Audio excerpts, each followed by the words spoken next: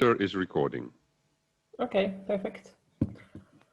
So the topic of our last lecture is actually the fast simulation. So this is what I will be speaking about. And first, I would like to say a few words about what exactly is, what actually we understand as a fast simulation. How do we use it in Geant4? So there will be three main components that you need to take care of if you would like to define the fast simulation. So first of all, that will be where this will happen, what particles you would like to fast simulate, and then finally how to do it. There will be a short summary before we go to the examples at the end. And every time there is something underlined in these boxes with the code, you can click on it. It will take you to the code in the most recent Geant4 version. Although I made a few notes also on the previous versions because this implementation changed a bit. Okay, so first, what do we mean by fast simulation? So I would like to stress here that what we'll talk about is not just speeding up whatever Geant4 is doing at the moment and producing the same results in less time. So those methods we were basically talking about during the week. So especially on the physics and geometry, for instance, lectures, where you could see that there are ways to use to produce the same result in as little time as possible. For instance, using the appropriate physics list or EM option, and using certain cuts and thresholds that you can set. And basically all of those methods were, the point of all of those methods were producing the same results or not noticeable differences in your simulation, but which would take less time. And now Mark today has, and Albert afterwards has presented lectures on the biasing techniques. So this is also something which allows you to simulate large statistics of data, but it's, so basically what you would gain is time that you would normally spend on simulating this. But the thing is that biasing using really the detailed simulation. So what I will be talking here is that fast simulation is something where we trade off accuracy for the simulation time. So we gain this time by performing less operations in some regions, for instance, of your simulation, which means that we are not going to perform the usual detailed physics of Geant4 that is defined by the physics list. And this is something that we would call a parameterization. And parameterization and fast simulations are probably the words I will use here often. So these are, what I usually mean is the same. And fast simulation hooks exist in Geant4 for some time, and they allow you to overtake control over particles in certain regions. So they allow you to do whatever you want instead of the traditional detailed tracking and performing physics. So it's up to the user to decide what happens with the particles if you want to fast simulate them, and whether they do return to the detailed simulation or whether, for instance, they are killed. And this is what this lecture will be about.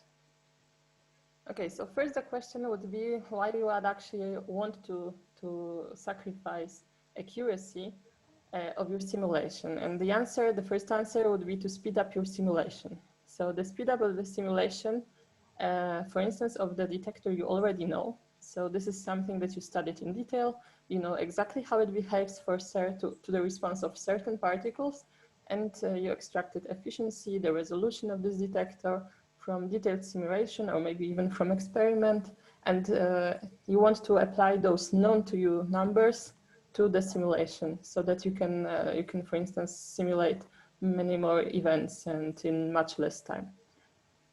Then the other application of such fast simulation would be, for instance, to study the impact of your performance of the detector on physics. So let's imagine here in the example, we have in the plot how calorimeter resolution of actually electromagnetics. So we have two gammas, and they come from the Higgs decay, and you would like to say how resolution of your detector affects this Higgs mass peak. So you can see here the red, which would be the worst resolution of your detector, deteriorates a lot your resolution. But when you come from black, which is more precise to blue, there is just a slight difference in onto your mass of Higgs peak. So what I mean here is, for instance, you don't know yet how your detector even looks like, so how can you simulate it in detail? You cannot. The thing is that you would like to see what exactly you want to achieve. So this is the very first thing why you would like to see quickly how you can do those studies. And in particular, this can be helpful if you, for instance, study and simulate in detail one of the subdetectors. So let's imagine you have a tracker in front of the calorimeter, which is the typical setup in HEP experiments. So this is something I will talk mostly here about. And you don't really care how the tracker looks like. You only know what is the goal of the resolution of this tracker. And this is something you use in your parameterization before the particles enter the calorimeter, which is actually something of your interest for your studies. So next, of course, you would like to gain speed. For instance, if your computing resources are actually not sufficient to match the amount of Monte Carlo of simulation that you would like to produce. And LHC experiments are now standing in front of this challenge. So here is the plot, for instance, for the CMS detector. So you can see in coming years, starting from 25, there will be much more demand on the CPU time from the CMS. And this will be because there will be more data, experimental data produced, but also because we will need more data from the Monte Carlo, from the simulation, because we need to match the amount of data that we have to have better physics analysis performance. So this is shown here with this huge increase of CPU time. For Atlas, this is basically the same. You can see those open and hollow blue circles, which represent what would happen if we would do only detailed simulation. And it even goes beyond the plot for the 34 year. And this solid black line shows actually what we expect that our computing resources would be. And the triangles then show what we can achieve if we decrease the simulation time. And you can see that one of the scenarios show that we can meet the demand and we can match the resources that we'll have in coming years. And pretty much the same figure here for the LHCb experiment, where in green you can see what if we would do only 100% detailed simulation, that is that corresponds to the CPU time, that is far be above this red solid line, which is what will be actually the computing resources that we will have accessible. So for the LHC experiments, clearly speeding up the simulation is a challenge, and that's why these fast simulation approaches are explored and they are studied in detail. And in some cases, they are used for many years, but they really need to improve and use more and more of those. Okay, so this was basically a word of introduction, and now we'll have a look how Geant treats those fast simulation, how that actually does perform it.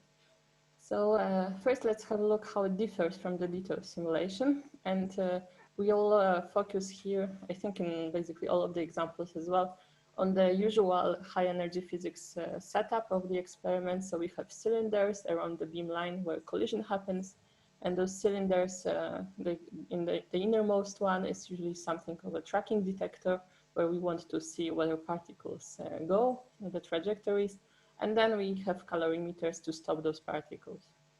So of course there is some structure to the detectors, where you register and you see where the particles went through and deposit some signal, and those are the parts that you read from the detector. So we have some particle which entered and did a lot of physics processes in the passage and deposited all energy. So it was basically stopped by the calorimeters. And those colorful yellow, blue, and red shapes represent some signal that was left in the detector, which is something that we reconstruct and analyze. Now, for the fast simulation, what we have here is something we call regions. So basically, we create the first region for the tracker. and then the second region for the calorimeters as a total of calorimeters. And then when we have a particle which enters the first region, so the region of the tracker, what we do is we say we now take this particle over from the detailed simulation. We don't want to simulate it in detail, and we parameterize it. And parameterization means basically whatever you want. So in case of the tracking detector, it would normally mean that you smear the momentum, so you change the momentum of this particle a bit to account for whatever processes may have occurred, and also for the reconstruction procedure and how well you perform it. And then you transport this particle out of the detector, because in the tracker you normally don't kill the particles. So those are particles which go further, and then they enter the calorimeters. So this is what we would do for instance, in the parameterization of the tracker. And then in the calorimeters, what you do is instead of performing those heavy operations, so in the calorimeters normally take most of the CPU time in HEP experiments, and this is also why most of the research of the work on fast simulation is going into, because in the calorimeters you produce a lot of particles, so production and simulation of those particles in Geant4 takes most of the time. And that's why, and it's also mostly the electromagnetic showers. So this is why normally this is the first part to address in your simulation. And in here you would just, instead of producing all those particles and depositing energy and collecting this, you would instantly create some response in the detector. So of course there is some calculation involved as well, but it's much faster than whatever would be in a detailed simulation. So one can say it's kind of a shortcut to the standard tracking and physics simulation. So in a full simulation, what we are having here is, first of all, we have some detailed description of your detector. So you have volumes, you create sensitive detectors, you attach material to the volumes and so on. So this is all you've learned so far on the previous lectures. And also then you define particles and processes. So there is some physics list, and according to this physics list, this is how particles interact with your detector. And of course, there is a transport in any kind of electromagnetic field that you define. So basically, you have a step-by-step simulation of your particle. And by contrast, so this is what we call the detailed and full simulation, in contrast to the fast and parameterization simulation.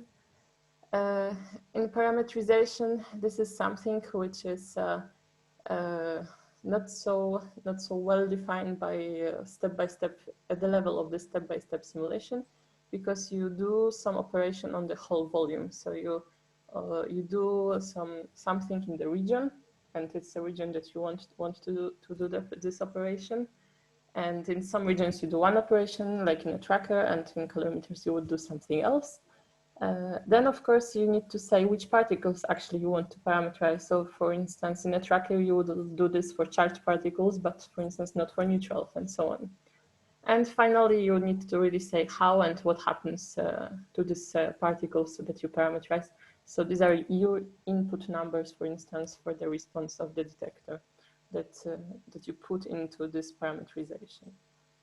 And of course, Geant4 is a very standard and commonly used toolkit for the full simulation in various fields of physics. And parameterization is, by contrast, something which is really detector and use case dependent, because these are resolution and response of the detector, of your detector, that you want to parameterize. So this depends on simulation, but sometimes also on reconstruction procedures and so on.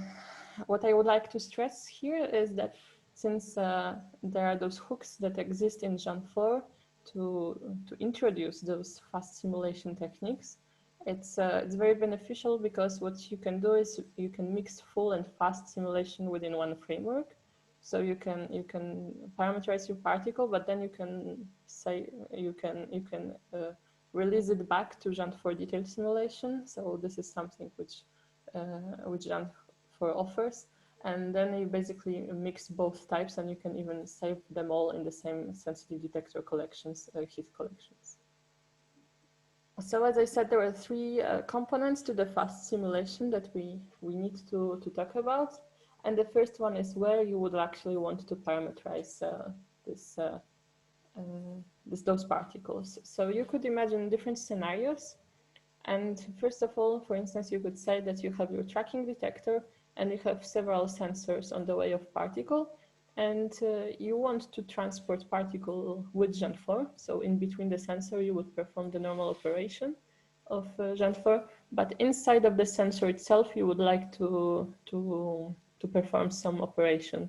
So you would not like Geant4 to perform physics interactions and transportation, but instead this is something you would like to do. So each particle would basically undergo several parameterizations on their way through the detector. So this is something which you can do. So basically you attach it to the region, to the one volume, and basically since it's placed in many places, you do it many times.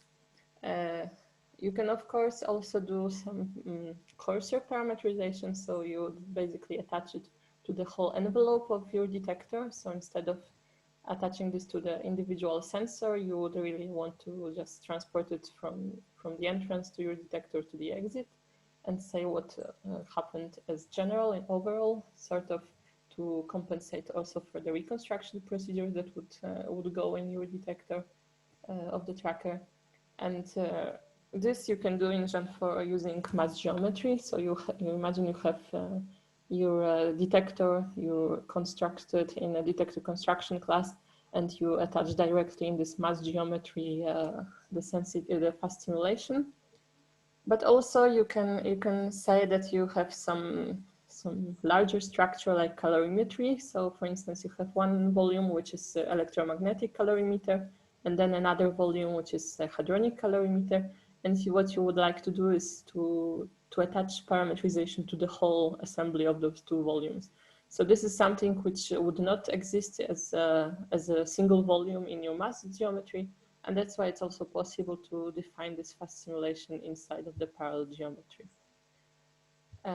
The basic thing is that this orange region that you would attach parameterization to, or fast simulation, is G4 region. And you had it already on the lectures on the geometry, where G4 region was used, for instance, to set up cuts.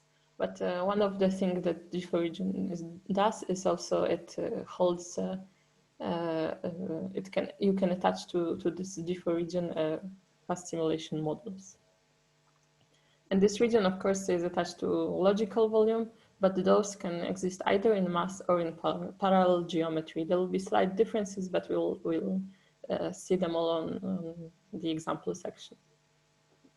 So G4 region is attached to G4 logical volume and is shared with the daughters and further ancestors of those logical volumes. And as long as you don't create another G4 region within, and what you do is basically create it with certain name, which can be later used to retrieve this region from the G4 region store. And the moment you create it, it's there. It's automatically registered, and you can retrieve it from your simulation later on.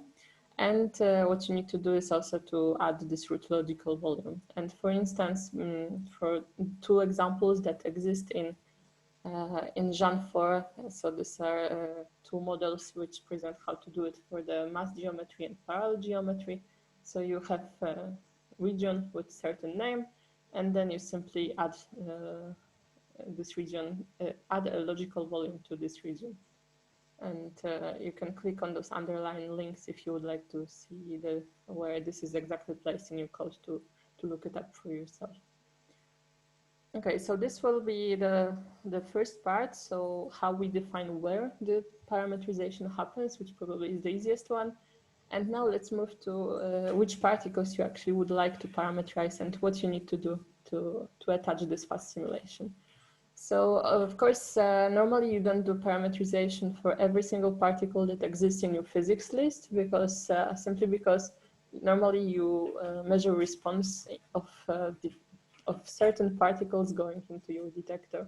So you would like, for instance, to parameterize only charged particles in the tracker, but maybe also you would like to parameterize differently muons and differently electrons, let's say. And also, of course, in calorimetry, you would like to parameterize differently hadrons and electrons, positrons, gammas, simply because the showers would look totally differently for those particles. So the way you do define fast simulation and particles is through this Geant4 fast simulation manager process. So this is something I think Geant touched upon yesterday on the physics list lecture. And you need to attach this process to the particles that you want to parameterize within your simulation. And this process will invoke the parameterization if three conditions are met. So first of all, if those particles go within the selected volume, so those Geant4 regions that we just created, then there is, of course, the selected particle types that only for those particles this process was even attached to. You can have processes attached to only few particles. And the third part is the trigger. So even though you have a particle proper type in a selected volume, there is still an option of triggering. So you don't always, maybe you don't always want to trigger, for instance, for a low energy. Maybe you would like to trigger a particle if it enters at certain angle and so on. So this is a third option that user is left with. So there are certain conditions that can be defined to trigger the parameterization. And to do all this, so to attach the manager process to the particles, you can use Geant4 fast simulation physics. So this is some helper class that exists since version 10.3, and this is certainly the recommended way because no matter if you attach this parameterization then to the mass or parallel geometry, it will, for instance, take care of the ordering of the processes. And this, for the parallel geometry, is especially important. So certainly this is the recommended way of adding this on top of any other modular physics list. And we'll see this in a moment. So here there is an example which actually uses in the same place, attaches this to both mass and parallel geometry. And you can see here we create this helper class of Geant4 fast simulation physics. We say we activate fast simulation for those three types of particles, positrons, electrons, gammas. And this is how it attaches the parameterization to the mass geometry. So there is no additional argument. And in case you would like to do this for the parallel geometry, so your envelope, which means your envelope is located in a parallel geometry, you need to additionally say what is the name of this word. So this means that this process will only be activated if this region will be found in this pion ghost word. And here we have pions that will do this in the parallel geometry. And at the end, you need to register your physics list on top of any physics list you're using. Here in the example, we have FTFP Bertini modular physics list. So this is the first step of attaching the particles. And the very first was actually creating the volumes. So this was Geant4 region that was attached to logical volume. Then we have the selected particle types. So basically we attach physics of fast simulation to your standard physics list used for detailed simulation. This is something that we completed. So this is how it's done. To the regions we'll go back in a moment. And then the third condition of triggering the fast simulation model, which is something the user defines. So this can be, for instance, checking for particle type or some intrinsic information based on Geant4 particle definition. So let's say we check if it's charged and so on. Then you can check also dynamic conditions. So for instance, you want to trigger only for electrons above certain energy, or for instance, those which enter perpendicularly to some detector phase and so on. And you can also, of course, check local coordinates. So you can check something which is really connected to the logical volume, to the envelope of your detector. So this is something which will come in an implementation of this class, which is called Geant4V fast simulation model. And this is exactly let's say, the heart of your parameterization. So what we have in Geant4 is this virtual class. And once you implement from this class, you can use the fast simulation And this will define all the details of this parameterization, contain all the numbers and so on. So this is really the most important part of your implementation of fast simulation in Geant4. And what I said, that will be back to the regions. So this is actually the model that you attach to a region in order to tell the fast simulation manager process that this model can be triggered for this region. So basically now we completed all the 3 steps that are necessary for triggering the fast simulation. So you have a different region that you create and then attach it to the model. You create fast simulation of physics on top of your physics list and activate it for particles that you want.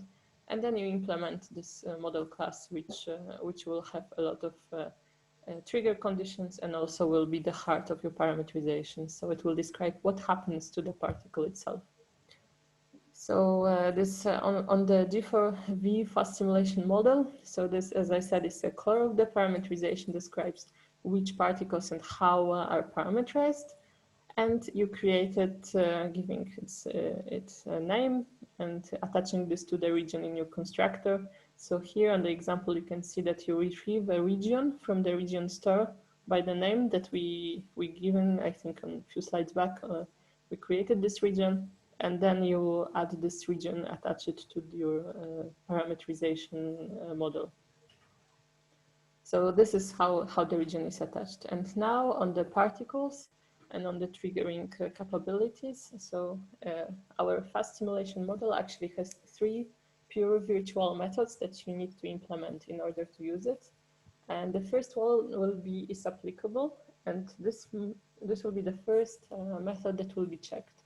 So whenever a particle of a given type goes into, that has an activated fast simulation process, goes into the region, which has a model attached, it will check its model is applicable method. And this method may mean, for instance, that it will check G4 particle definition, and you can see here for 3, based on 3 different models from the examples, that it will either check, for instance, if it's a certain particle, so it will trigger this EM shower model only for electrons, positrons, and gammas, and it will trigger pion model only for pion minus and pion plus particles, and those 2 models then can be even attached to the same region, and this is how you know which model will actually be triggered in the same in this particular region.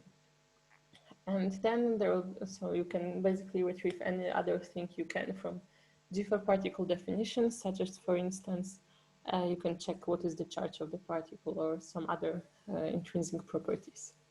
So this is the first method. Then there is a second method. So once this succeeds, the check on the is applicable, you can check for the fast simulation manager process will go further and would ask the model, your implementation of the model, with this method model trigger. And this is a method that you have access to G4 fast track. So basically what G4 fast track is, it combines usual G4 track properties, but also certain local coordinates. So basically it combines also your envelope information of where you actually are at the moment. So the model trigger can, for instance, check the energy. So you can see here there's a check on the kinetic energy of the particle. Or then on the bottom, you can see in the pi model, in another example, you can see what is the global and local coordinates of the particle that entered the parameterization. So for instance, you can check how far is it to the outside volume and so on. So you trigger only if the thickness of your volume is enough and so on. Then there is a G-flash shower model, which is actually the only model here that will be presented and exists in Geant4 in the source code and is not part of the example section.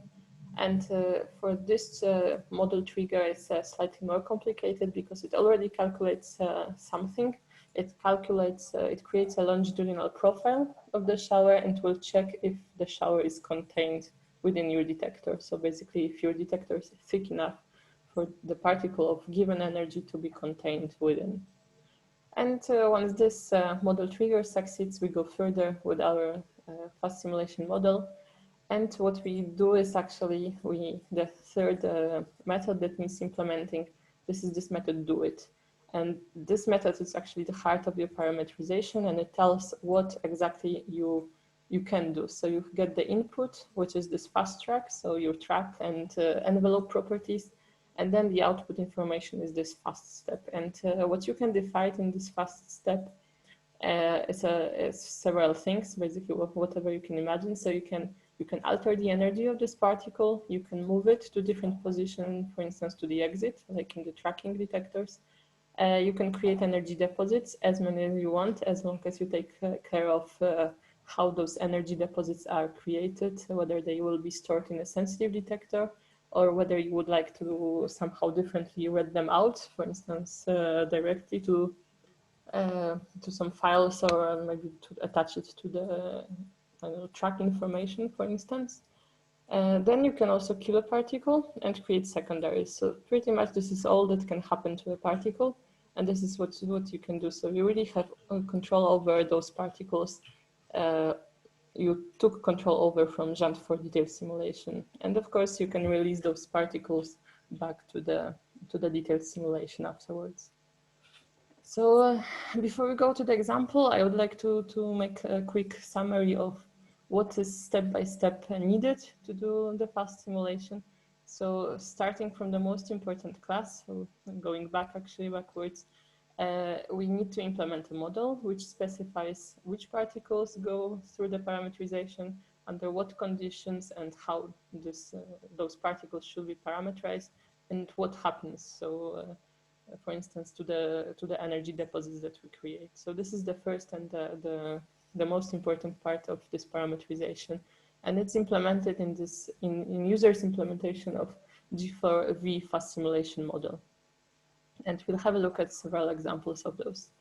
Then what user needs to do is to register a parameterization. So define which particles go into parameterization, and this is done by adding this physics list, adding to physics list this G4 fast sim manager process, and activating this for particles. And the recommended way is to use this helper class because it takes care of the ordering of the processes that is important for parallel geometry. And then specify, the third part is specify where the parameterization takes place, and this is done by G4 regions, which are attached to the logical volumes, whether it's mass or parallel geometry, and those are passed to the constructor G4V fast simulation model. So those are the three elements that we need to build a fast simulation. And fast simulation is really something that user needs to define, because this is very user dependent and case specific. And there are several examples that can help you do this, and it's examples extended parameterization category, and we'll have a look at those to help you understand how this looks in detail. And first, I just wanted to share, since this is sometimes not easily accessible, there are UI commands which you can use for the control of manager process, fast simulation manager process, and they are under /param category. And you can see the setup, list envelopes, models, and is applicable to see, for instance, to debug if you properly attached everything to your physics list and regions and so on. But there's also handy methods to activate and inactivate model, which is, for instance, something you would use if you want to run simultaneously first full simulation or detailed simulation, then you would like to do some parameterization and you would like to compare both. So those are the activation that you can use quickly to communicate with your simulation from the UI commands. Okay, so first, let's move to the examples. And I would like to say there are a few examples that exist, and these are, and the most important is, of course, inside of each example, the models which are there. So we have PAR01 example with EM shower, pion shower, and pi model. We'll have a look at this. Then there is a PAR02, which is the actually most simple parameterization, and this is something we'll start with. It has a model for EM-cal, H-cal, and tracker. So you see here colorimetry is separate for electromagnetic and hadronic colorimeters. And then finally we have G-flash shower model, which is, as I said, the only existing implementation of a fast simulation model that is a part of the core source code of Geant4, and not examples, because this is meant to be independent on the material for the parameterization of the electromagnetic showers. Okay, so let's first start with the most simple, which would be this PAR-02 example. And this is a parameterization that again takes a simplified experiment of a HEP type. So we have cylinders of a tracker and 2 layers of colorimeters. The first one for stopping electromagnetic showers, and the second one for the hadronic showers. Of course, it's a simplification since hadrons can start interacting already earlier. But as I said, this is the most simple way of example that presents how this can be implemented.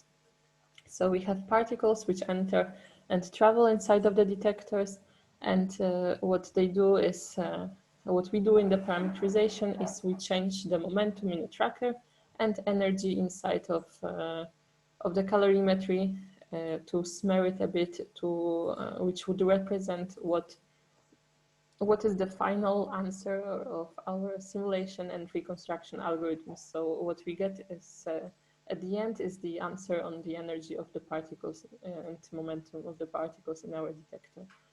So it's sort of the most easy and the largest shortcut you can make from the detailed simulation to the fast simulation.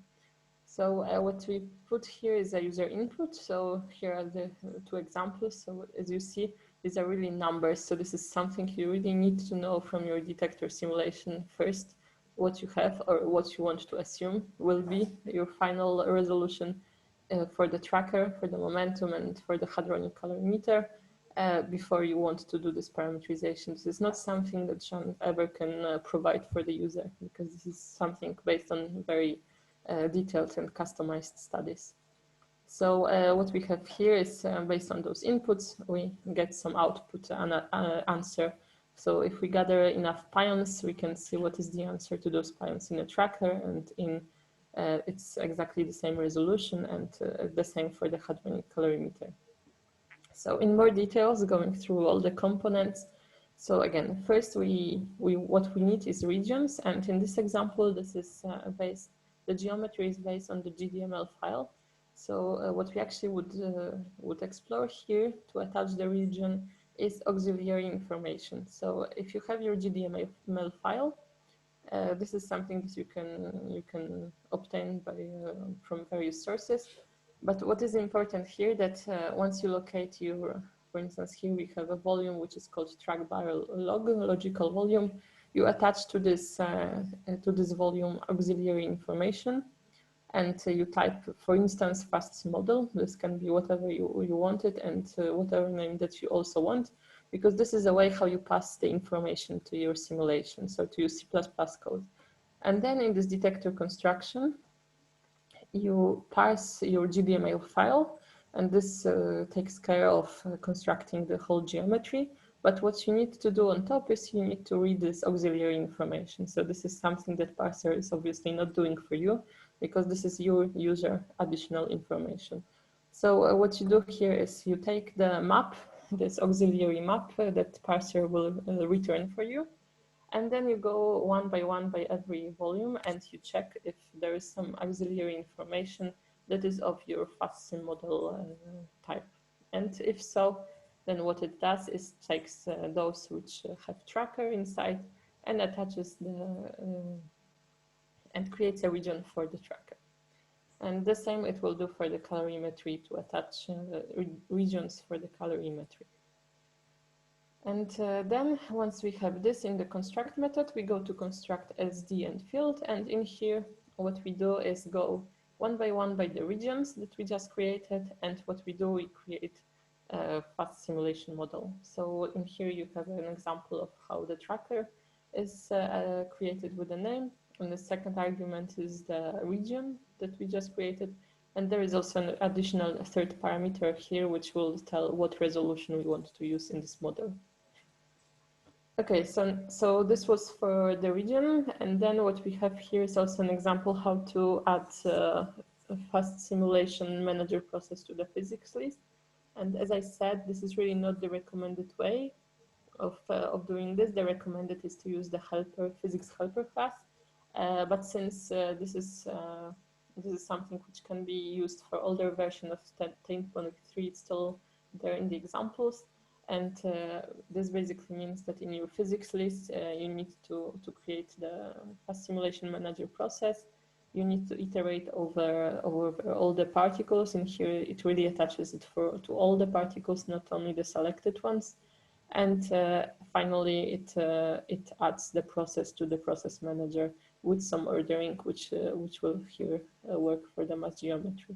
But as I said, for any version older, newer than 10.3, we recommend the helper class, which will be much simpler to use. And finally, the heart of the parameterization. So the third component is the models. And the way those models in this example work is that they take particle and they take momentum or energy and smear it with some Gaussian distribution, which is the standard deviation of this distribution is defined here. These are some resolution that we obtain from various publications, and there are CMS-like, Aleph-like, or Atlas-like, and you can choose, this was this argument that you were giving to the parameterization model, which one do you want to use. So basically it will mean, it will calculate your resolution of a standard deviation of this Gaussian smearing from those numbers. So this is really something which is a end number that you obtain normally by doing detailed simulation and reconstruction and then analysis. So this is really something that the user wants to decide and needs to be really aware of what is applied there in the simulation. And then this fast simulation model would take a particle of a given energy and type and would smear it with this standard deviation. So the obtained resolution is something that you saw in the first slide. So based on this input, we obtain this output, and in this example, then the particles are stored, and this is information attached to the track and ready at the end of the simulation. And in the tracker, what you also need to take care of is transporting this particle to the exit, because you want this track to be, this particle to be given back to Geant4. So then the next fast simulation model can be triggered if it's electron, positron, gamma, or pion. So what you do here is inside of your do it method is you transport this particle in the tracker. You transport it to the exit of the envelope. So you really you make a calculation of using a G4 Pathfinder to calculate what would be the position of this particle as transported by the Geant4. And you put the particle at the end, and this is where the particle exits the region of your parameterization, which means that right now every other physics process can be again restored with the Geant4 simulation. In calorimeters, in turn, what you do in the do-it is, in addition to smearing the energy, is you deposit all energy with this proposed primary length and total energy. And afterwards, what you do is you just kill the track, the particle, because you don't really want this particle to go any further. So you want to stop electrons, gammas in electromagnetic part, and you want to stop hadrons in HK.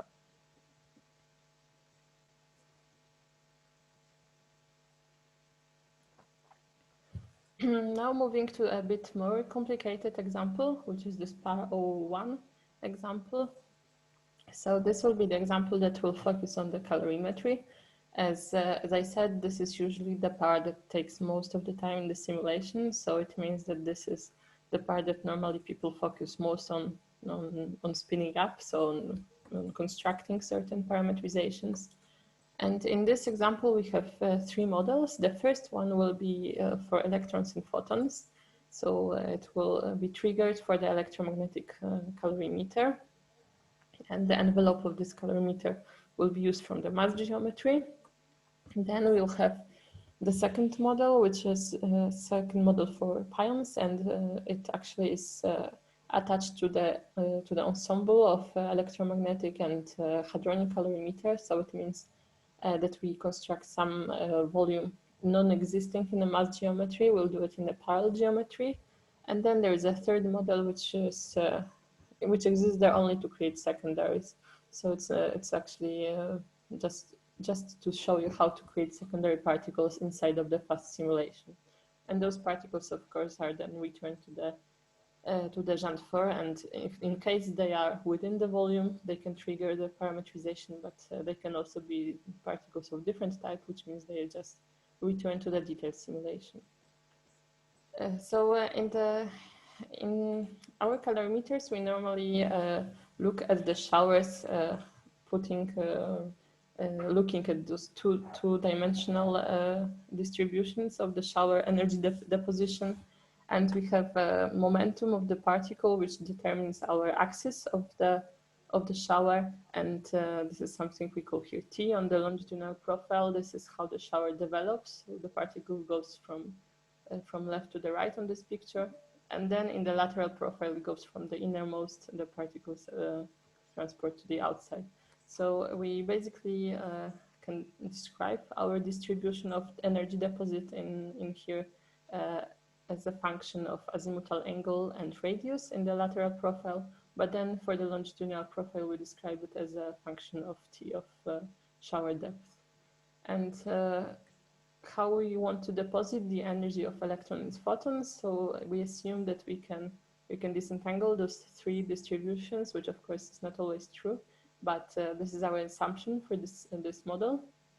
And starting from the most simple distribution in the azimuthal angle, this is something that we can assume that this is the shower is symmetrical. So basically we just have this distribution of 1/2 pi in azimuthal angle. Then we have a longitudinal distribution, which is a gamma distribution, and this is something which is well studied in literature and presented, that this is how the response of how the shower profile looks like. So this is something that we use for the parameterization. And finally in here, the most complicated, so the radial transverse profile is something that we really parameterize in a very simple manner. So we say that the bulk of energy is deposited inside the first, within the molear radius and of the certain material, and then we deposit the rest up to 3.5 molear radius, and we say nothing is deposited above this radius. And then what we do with this, with those distributions, so we say that for each shower we create 100 points, so 100 energy deposits, and they have the same energy distribution, but they are deposited according to those distribution F of T, F of R, and F of azimuthal angle. So once we have those three random numbers thrown from the distributions, we deposit the energy at those places. So we create 100 deposits inside of electromagnetic calorimeter. And we do it, of course, starting from the do-it method of the model, and we build certain detector response, and we do it by going through every single spot. So we go through all 100 hits, and we assign a spot to the, we basically kill a sensitive detector inside of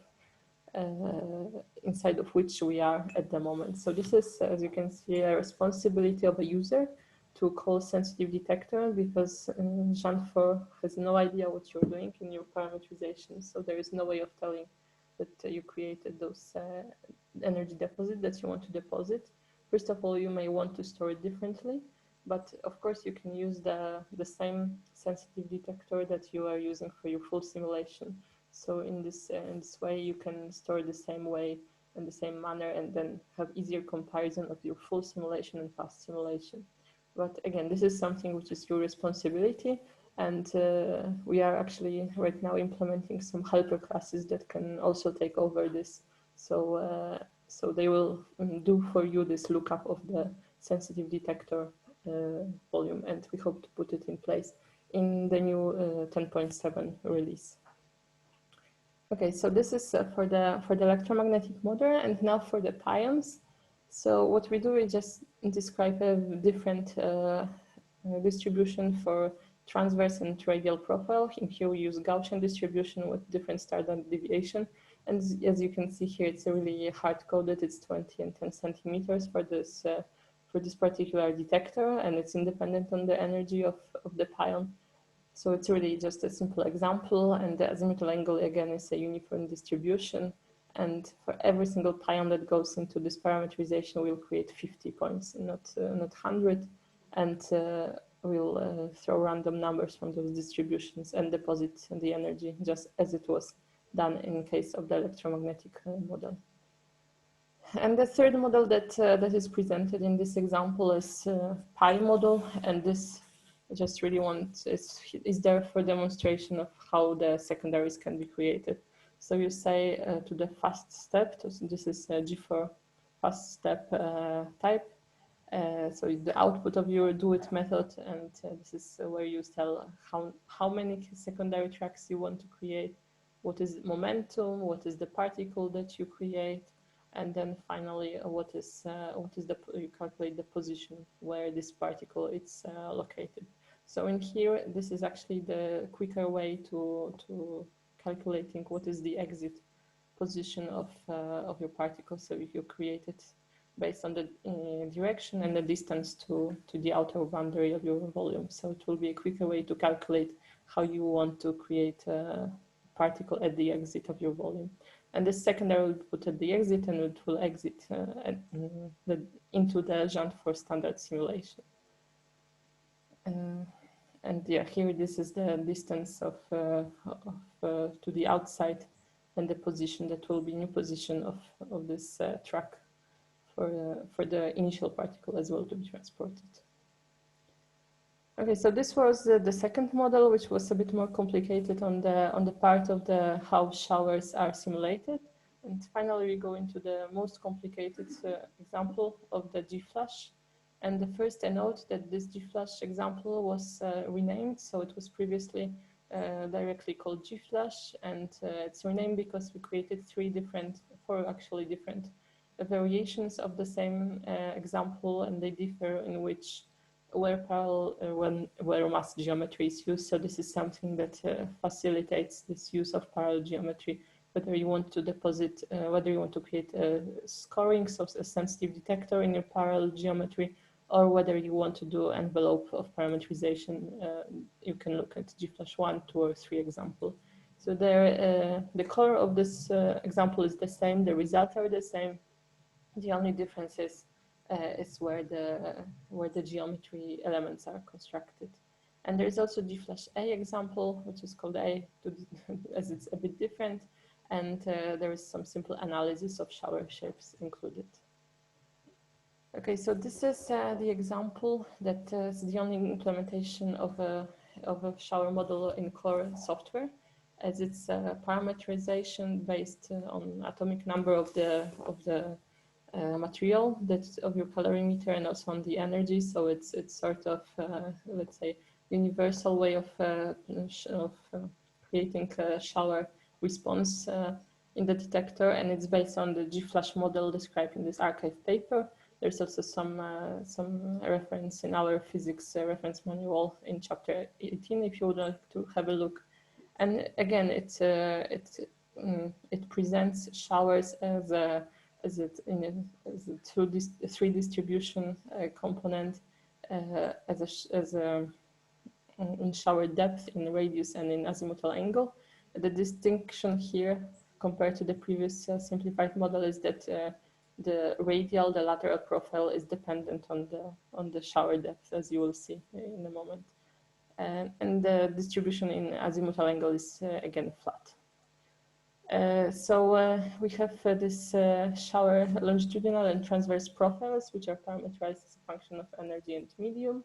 And all the units are expressed as the units of irradiation length, Merlin radius, and critical energy. So we can really talk about some universal material independent parameterization.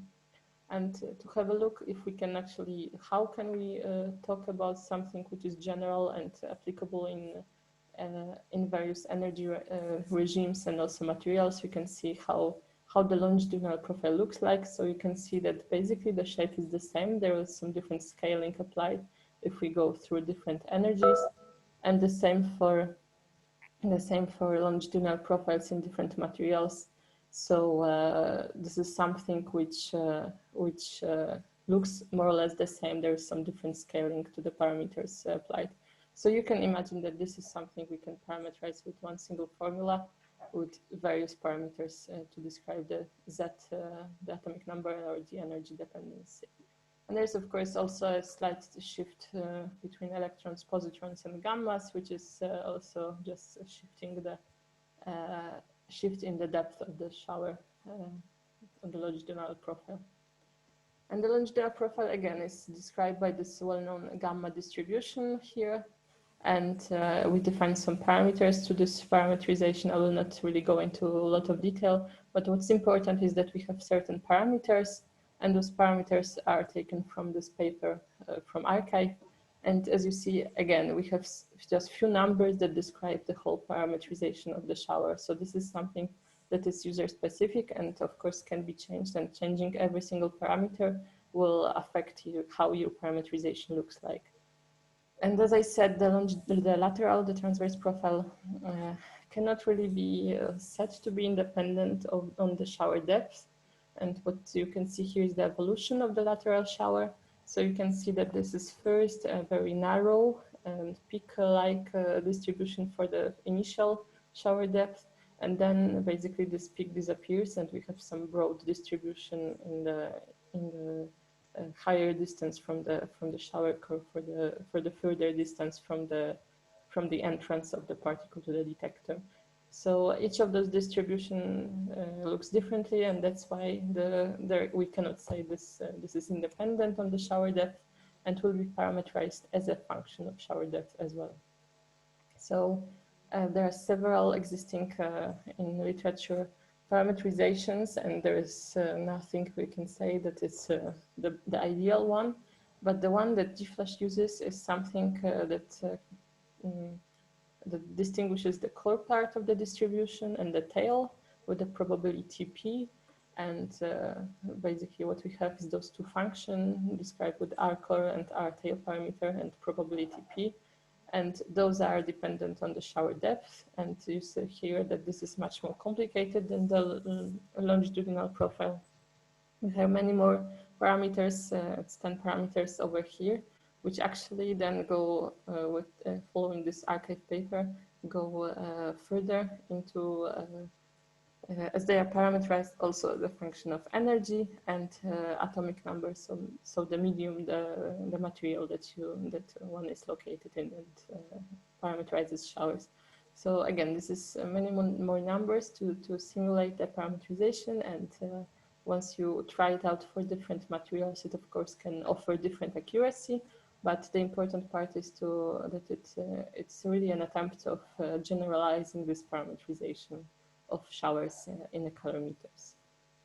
And since this model is something which is done, and it's a part of Geant4 distribution, this is a model which you then have ready to be used. And what you actually need to do is you just need to use it, attach it to your detector. So it's in a way of speaking, it's a bit simpler to include in your application, in your example. So what you need to do is first you need to extract material from the NIST manager, G4 material, or basically it can be any material. And the important part here is that it needs to have that we want to extract from this material a radiation length and critical energy, and calculate for this material critical energy and also atomic number.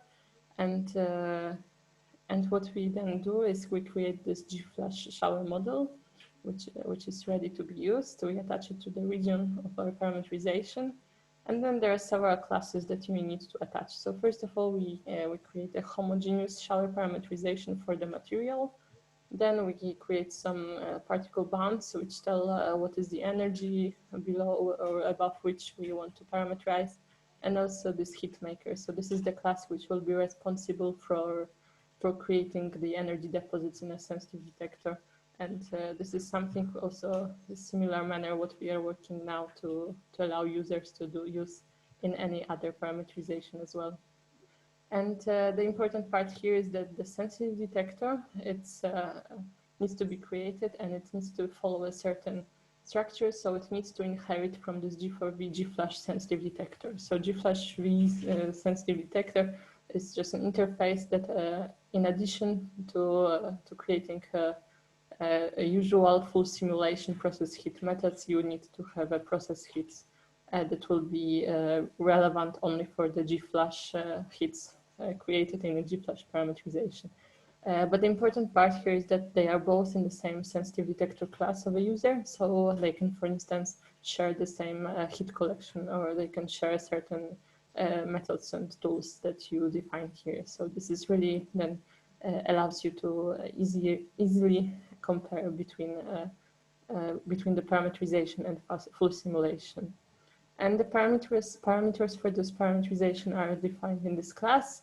And of course, this is something user can change. And the ongoing work in Geant4 is to somehow allow user to automatically change those parameters based on the full simulation.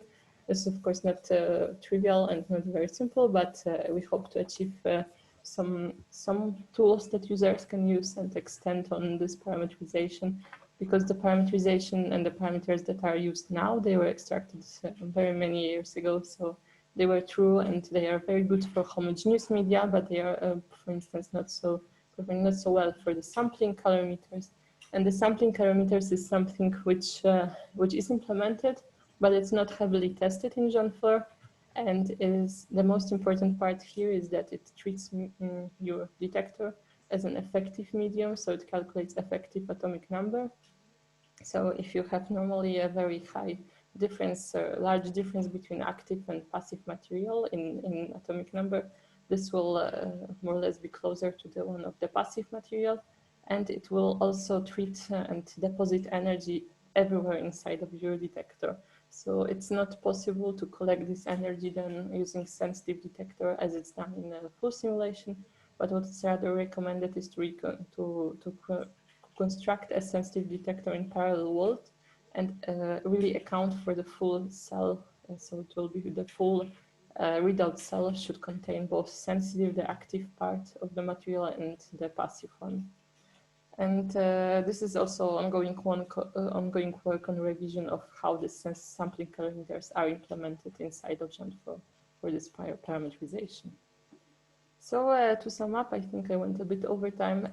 We have a fast simulation that can be used within Geant4, and I presented the hooks which basically you can use to take over control in chosen volumes for chosen particles, and you can do whatever you want with the particles. So it can be parameterization and replicating how Geant4 deposits energy.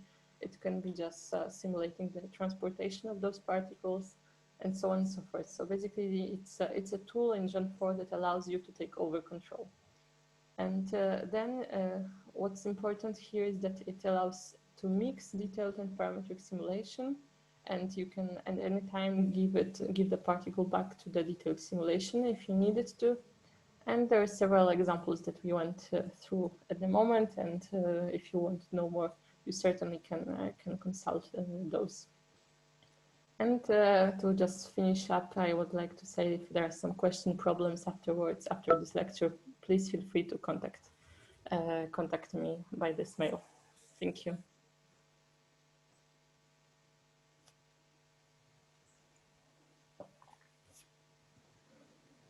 Thank you, Anna. We have one question. I'll let you catch your breath and get a drink of something for your throat, since you've been talking for an extended period. So the question is from Sarvesh. What is the best possible reduction in time by percentage using parameterization, preserving physics and and interested events. I guess I can give a very quick answer myself, but no, go ahead. Well, there is no answer to this question. So parameterization is something that can go in reduction of time, by far quickly, but then you don't preserve physics. So this is always a trade-off, and you gain more if you preserve less physics, and you gain less if you want really to preserve as much physics as you want. So there is, it's always a number. It depends on whatever you want to do, whatever is the use case, and whatever is detector. So I don't think there is an answer to this.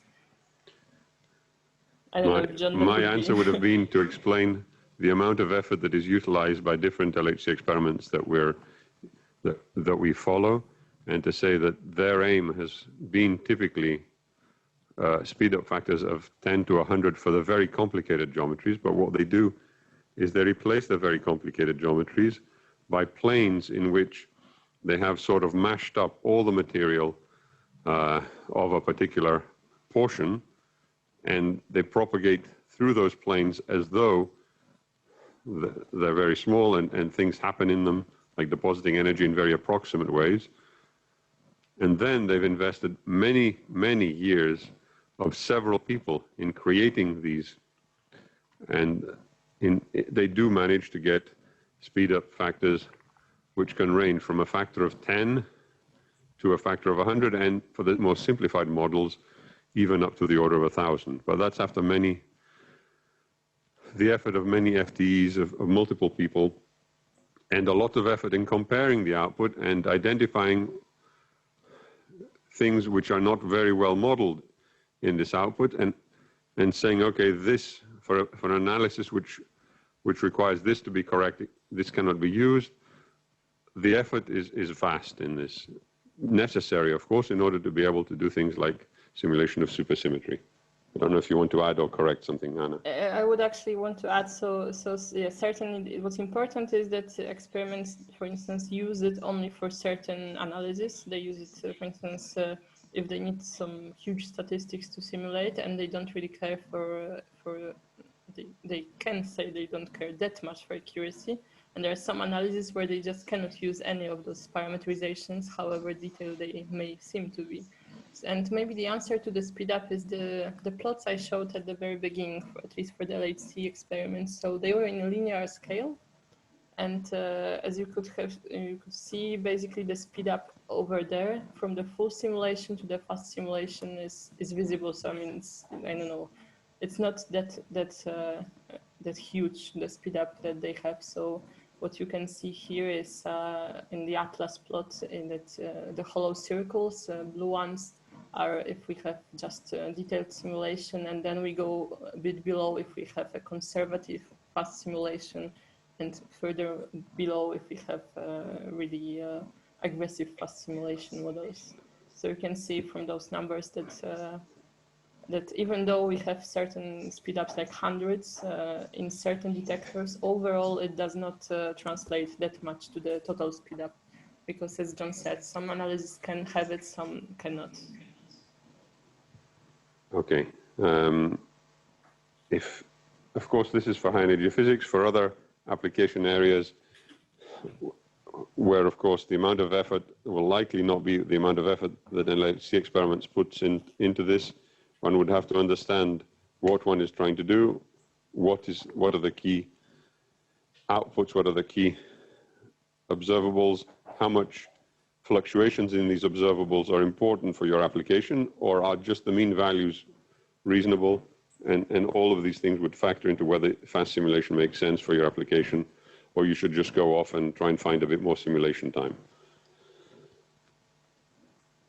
or use biasing or something else, if your application is amenable to that. So Sarvesh, please come back if you have some other question. Alex asks, can neutrons be used with fast simulation? I guess they can, as long as you implement some parameterization for them. But as far as I'm aware, there are no models for the neutrons that I would know. But why not? I mean, any particle can be parameterized if you know the response. If you know how to do it. If you want whatever is of interest to you for your application, you can always parameterize this full simulation. You need to define what is the response of your to the detailed simulation, and then you basically just need to parameterize it. But for neutrons, for instance, biasing models can be explored, and this is something that can be done in order to speed up and still use the detailed simulation. I guess another way of doing some fast simulation would be to homogenize the material, but in particular for neutrons, that's also more problematic. So your answer is basically Geant4 has the framework to allow you to do fast simulation or parameterization for any type of particle, but no specific functionality is provided for fast simulation itself for neutrons. Instead, biasing is typically used in many of the applications that one wants faster speed up. Yes, that's correct. So I had two questions, since there seem to be fewer questions. You've mentioned that fast simulation may be important for many applications, and you motivated using it in Geant4. But if you know that fast simulation is going to be necessary for your application, why would you use Geant4 in the first place? Well, if you use, okay, so you can use fast simulation, first of all, only for one of your subdetectors. In that way, you do a detailed simulation of the rest. And this is why you need to do it with Geant4, because you really want to benefit of this detailed simulation. Of course, there's the most simplistic model where you can use just parametric simulation, and there are certain packages that do just this, like Day-5, for instance, where you really have just a parametric simulation, but this is something that then cannot allow you to use further on with your development of your R&D for the detector. You cannot then use. You still need to move to Geant4. But of course, for instance, for the LHC experiments, which use heavily Geant4 for detailed simulation, and then they want to use fast simulation, one way to do it is to do it with Geant4. Some of them don't really do it because they started to implement those tools basically when Geant4 only started to offer the hooks. That's why they sort of diverged and they constructed in a different place. But for instance, LHCb, who's now exploring more how to use it, would use Geant4 hooks for this fast simulation, and then it will allow them easily to change between a full and fast simulations.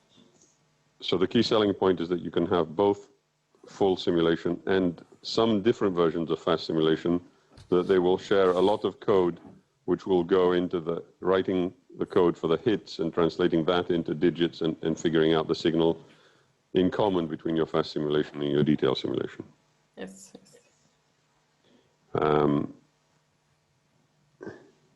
And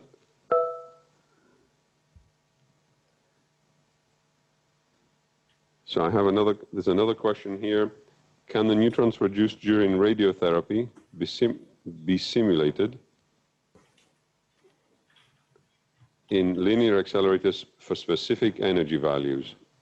I'm not sure that this has anything to do with fast simulation, but maybe I can rephrase it. So during radiotherapy that utilize linear accelerators, can the neutrons produced be simulated within specific energy values? So I presume linear accelerators using electrons and the fact that you have photonuclear interactions creating neutrons. I don't know if Vladimir wants to jump up, but yes, the answer is yes. Geant4 has had, if this is what you mean, Morad, Geant4 has had interactions, photonuclear and electronuclear interactions, since more than 15 years, about 20 years, and it is possible to start with electrons or gammas and generate with photonuclear interactions neutrons and then simulate them and their propagation in a particular setup, simulate the shielding if you want, or any other aspects. Yes, I agree. This simulation is ongoing, and it is. We have physics list which is dedicated for medical application, and this physics list, which we recommend as QGSP big EMZ or QGSP big HP EMZ, include full set of hadronic physics.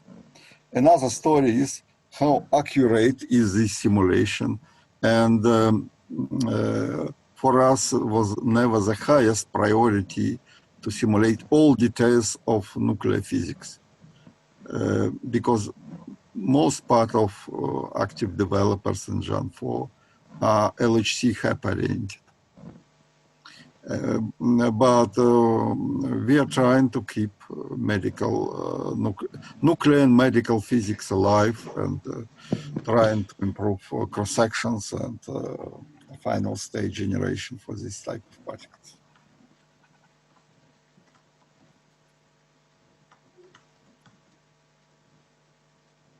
Okay, sorry.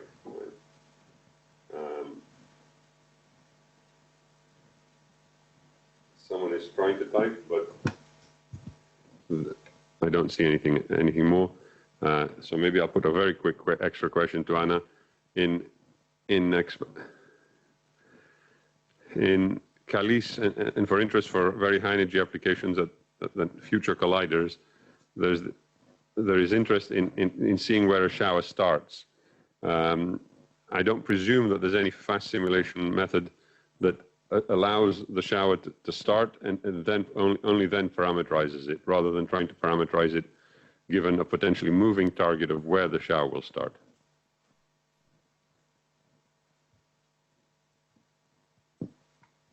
Sorry, I was muted. You mean to introduce the parameterization of the shower start? Allow Geant4 to say that the shower will start right here, the interaction will happen right here, and then pick it up and continue. Yeah, I mean, of course, this is something which will now will be implemented or will be introduced to the G-Flash or G-Flash-like model, since this is of course important to first not trigger the fast simulation model and calculate a zero position always at the same position, but allow the first parameterization actually to be the parameterization of where the shower starts, since it fluctuates obviously from event to event, from particle to particle. So this is an ongoing work of development of the parameterization. Okay, thank you. Sorry, I did not mean it to be a softball, it just that it occurred to me during your talk. Yeah, I mean, I presented at some point, yeah, there is a development on this topic. So it will be. I would also comment that this is in hands of users, and even can be made by user code, because you decide where from you start parameterization.